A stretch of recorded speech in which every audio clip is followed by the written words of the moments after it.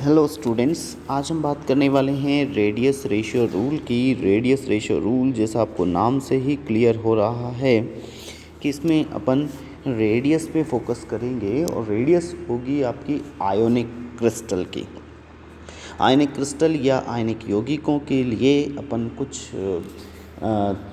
चीज़ें पहले समझ लेते हैं, फिर अपन देखेंगे कि रेडियस रेशियो रूल या त्रिज्या अनुपात नियम क्या है। तो सबसे पहले अपन कंसिडर करते हैं कि कोई आयनिक कंपाउंड है, वो आयनिक कंपाउंड कैटायन और एनायन मतलब धनायन और ऋणायन से बना हुआ है। वो धनायन और ऋणायन गोलाकार हैं और उस गोले की त्रिज्या या रेडियस अपन ने निकाल ली है, स्फेरिकल है इसलिए। अब अपन क्या करते हैं कि इस रूल के लिए अब लिखते हैं कि किसी यौगिक के धनायन व ऋणायन की त्रिज्याओं का अनुपात त्रिज्या अनुपात कहलाता है। The ratio of radius of cation and anion is called radius ratio rule. जैसा आप फॉर्मूले में देख रहे हैं, radius rule means R R is equal to radius of cation मतलब अपॉन रेडियस ऑफ एनायन, या त्रिज्या अनुपात बराबर धनायन की त्रिज्या अपॉन ऋणायन की त्रिज्या। यहाँ पर इसका प्रभाव अगर देखेंगे तो आयनिक यौगिकों की जो क्रिस्टल संरचना है उस पर इसका प्रभाव होता है। It effects on crystal structure of ionic compound.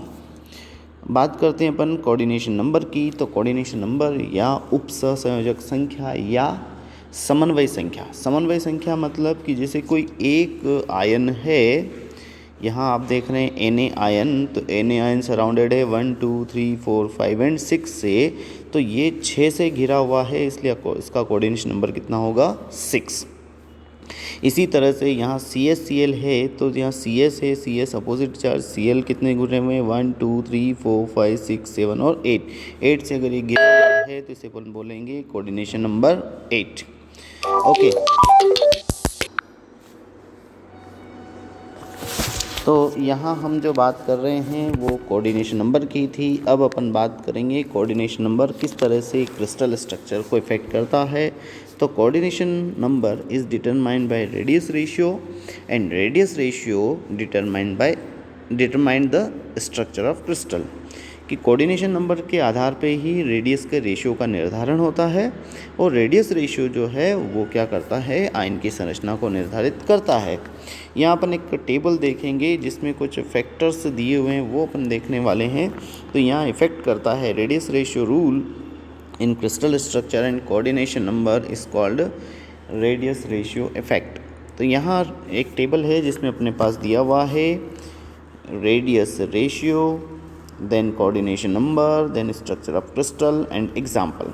तो यहाँ रेडियस रेशियो अगर है 0.155 से 0.225 के बीच में, तो इसका कोऑर्डिनेशन कितना होगा 3, और स्ट्रक्चर आएगी आपकी ट्राइगोनल, एग्जाम्पल आएगा आपका B2O3 का। सेकेंड बात करते हैं अपन 0.225 से लेके 0.414, तो इसका जो है कोऑर्डिनेशन नंबर वो आएगा 4, मतलब ये 4 एटम से सराउंडेड, 4 आयन से सराउंडेड रहेगा। स्ट्रक्चर होगा इसका टेट्राहेड्रल, स्ट्रक्चर का नाम आएगा एग्जांपल में ZnS। थर्ड बात करते हैं अपन 0.414 से लेके 0.732, तो इसका कोऑर्डिनेशन नंबर आएगा 4। अगेन स्क्वायर फ्रेनर है, इसमें भी स्ट्रक्चर अपने पास नहीं है। देन बात आती है अपने फोर्थ नंबर की 0.414 से लेके 0.732, जो रेडियस रेशियो निकला तो वो आएगा, कोऑर्डिनेशन नंबर आएगा इसका 6, स्ट्रक्चर रहेगी ऑक्टाहेड्रल, और एग्जांपल आएगा NaCl, जो अपन ने ऊपर भी देखा है कि इसका कोऑर्डिनेशन नंबर कितना है 6। बात करते हैं अपन लास्ट की, जिसमें है आपका कोऑर्डिनेशन आएगा रेडियस रेशियो कितना 0.732 से लेके 1.0 तक, कोऑर्डिनेशन नंबर आएगा 8। स्ट्रक्चर होगी बॉडी सेंटर क्यूबिक क्रिस्टल या डाई केंद्रिक क्रिस्टल संरचना, एग्जाम्पल आ जाएगा आपका CsCl का। बात करते हैं अपन अगली, जो है आपकी लिमिटेशंस की। तो लिमिटेशंस में अपन देख रहे हैं पहला, इसकी क्या लिमिटेशंस है और क्यों इसकी लिमिटेशन की या कमियों की ज़रूरत पड़ी। तो इसमें अपन ने देखा कि ion must be spherical but it is not possible because of polarisation, ये कंसिडर किया था इन्होंने कि जो सारी संरचना है या सारे आयन हैं वो सब क्या है, गोलाकार हैं, और गोला है तो उसकी त्रिज्या परफेक्ट होती है। लेकिन यहाँ पर क्या होता है कि जो ध्रुवणता होती है, पोलराइजेशन होता है, उसकी वजह से ये संरचना गोलाकार होना संभव नहीं है। सेकंड इन्होंने बात बोली थी कि absolute value of radius of cation in anion is must but it is not possible. इन्होंने कहा था कि जो केटायन है या एनायन है उनकी एकदम से परिशुद्ध मान होना चाहिए त्रिज्या का, उसी के आधार पर उसका अनुपात निकलेगा और अनुपात के आधार पर ही बाकी सारे होंगे, लेकिन यहाँ पर एब्सोल्यूट वैल्यू को निकालना संभव नहीं है। बात करते हैं अपन थर्ड पॉइंट की, it is applicable to 100% pure ionic compounds only.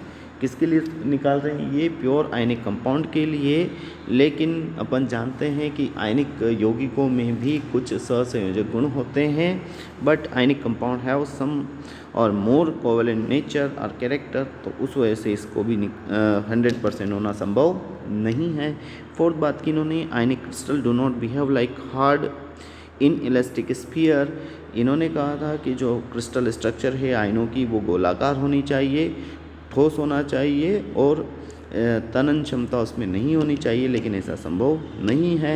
Last इन्होंने बात की कि structural prediction is good for some structure. कुछ संरचनाओं के लिए तो बहुत अच्छा है कि जैसा इन्होंने प्रेडिक्ट किया, अनुमान लगाया, वैसा का वैसा ही आ रहा है, लेकिन बाकी संरचनाओं में ये संभव नहीं है। तो दीज आर सम लिमिटेशंस हैं किसकी, रेडियस रेशियो रूल की। Thank you.